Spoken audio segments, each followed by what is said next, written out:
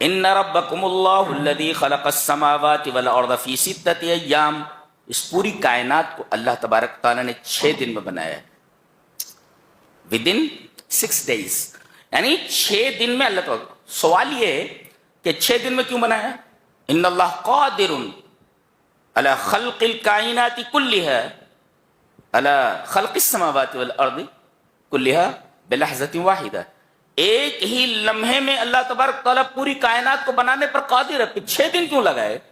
اس کا جواب دیا گیا ہے، اراد اللہ ان یعلمنا، اللہ تبارک و تعالیٰ نے یہ ارادہ فرمایا ہے کہ ہمیں سکھائے کہ کوئی بھی کام کرو تو غور و فکر کرنے کے بعد اور تدریج کے ساتھ کرو۔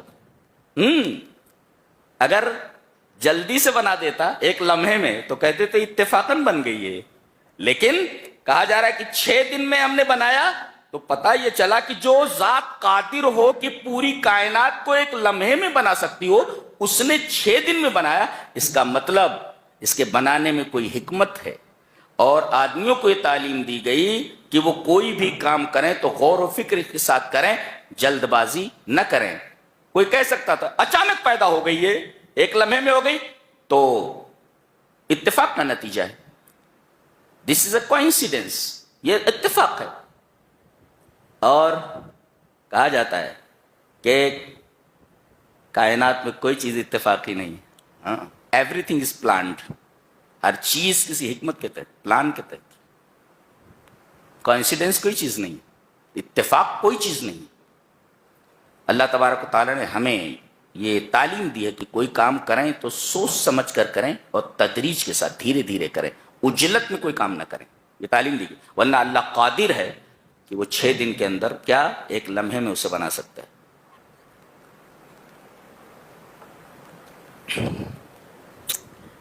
ایک بہت پیاری بات کہی جا رہی، دیکھو سائنس کے طلبہ ہیں ہم، هو الذي جعل الشمس ضياء والقمر نورا وقدره منازل لتعلموا عدد السنين والحساب۔ کیا بات ہے، اس نے یعنی اللہ نے سورج کو ضیاء بنایا ہے اور چاند کو نور۔ ما الفرق بین الضیاء والنور، ضیاء میں اور نور میں کیا فرق ہے؟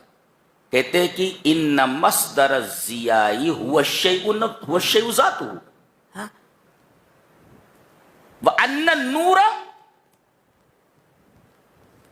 لَهُ مَصْدَرٌ آخر كَالْقَمَرِ، کہتے ہیں کہ ضیاء کہتے ہیں جو روشنی ذاتی ہو، جیسے سورج، آگ کے لیے ضیاء کا لفظ استعمال ہوتا ہے، اس لیے کہ آگ کے اندر ہی بذات ہی روشنی ہے، اور سورج کے لیے ضیاء کا لفظ استعمال ہوا اس لیے کہ سورج بذات خود روشن ہے، لیکن قمر کو نور کہا گیا اس لیے کہ اس کی روشنی سورج سے مستعار ہے۔ یہی وجہ ہے کہ اگر چاند اور سورج کے درمیان زمین حائل ہو جائے تو چاند گرہن ہو جاتا ہے۔ پتہ یہ چلا کہ سورج کی روشنی بذات اور قمر یعنی چاند کی روشنی سورج کی روشنی سے، سورج سے مستعار ہے۔ اس کی سائنسی دلیل یہ ہے کہ اگر سورج اور چاند کے درمیان زمین حائل ہو جائے تو حیلولت ارض کے سبب، چونکہ سورج کی روشنی چاند تک نہیں پہنچ پاتی، لہذا چاند بے نور ہو جاتا ہے۔ یہ دلیل ہے اس بات کی، ایک کاسمک فیکٹ ہے، یہ کائناتی حقیقت ہے۔ جی یہ بتایا گیا، یہ کون بتا سکتا ہے؟ ایک امی بتا سکتا ہے؟ پتہ یہ چلا کہ یہ کلام اس ہستی کا ہے جو عرش پر مستوی ہے، عرش پر مستوی۔ ان فی اختلاف اللیل والنہار وما خلق اللہ فی السماوات والارض لآیات لقوم یتفکرون۔ یہاں فکر کو دعوت دی گئی ہے کہ یہ جو اختلاف لیل و نہار ہے، کبھی دن بڑا ہوتا ہے رات چھوٹی ہوتی ہے، کبھی رات لمبی ہو جاتی ہے دن چھوٹا ہو جاتا ہے، کبھی دن گرم ہوتا ہے کبھی ٹھنڈا ہوتا ہے، کبھی رات گرم ہوتی ہے، اللہ، یہ جو کبھی ہوائیں تیز ہو جاتی ہے اور کبھی ہوائیں سست ہو جاتی ہے، کبھی ہوائیں گرم ہوتی ہے کبھی ہوائیں ٹھنڈی ہوتی ہیں، اللہ۔ تو جو اختلاف لیل و نہار ہے اس میں سوچنے والوں کے لیے, غور کرنے والوں کے لیے نشانیاں ہیں کہ کوئی تو ہے جو ان کو بدل رہا ہے.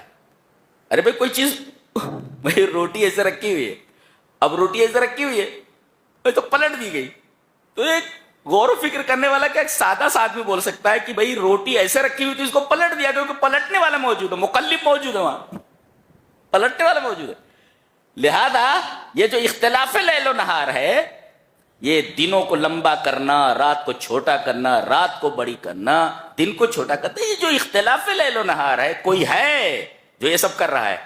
اتفاق کے نتیجے میں سب کچھ نہیں ہو رہا ہے, یہ صرف ان لوگوں کے لیے ہے جو غور کرتے ہیں. لآیات لقوم یتقون, جو تقوی اختیار کرتے ہیں ان کے لیے.